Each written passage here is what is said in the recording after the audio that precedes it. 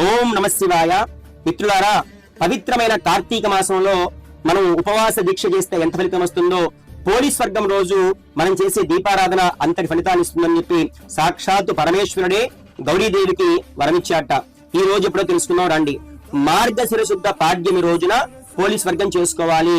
ఎప్పుడు వచ్చింది? నవంబర్ 21 శుక్రవారం రోజున మనం పోలీస్ వర్గం చక్కగా నిర్వహించాలి.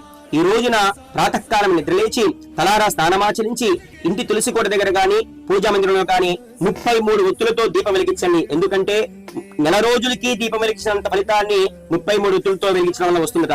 అది పూర్తయ్యాక మీకు అందుబాటులో ఉన్న శివాలయానికి కానివ్వండి, చెరువుల దగ్గర కానివ్వండి, నదుల్లో చక్కగా అరటి తప్పల్లో దీపాలు వెలిగించాలి. బేసి సంఖ్యలో 1, 3, 5, 7, 9 ఇలాగా అలా వెలిగించి ఎవరైతే ఆ రోజున గౌరీమాతని అంటే పార్వతీదేవిని ఎవరైతే చక్కగా పసుపు కుంకుమ వస్త్రాలతోటి అమ్మవారిని సేవిస్తారో ఈ 30 రోజులు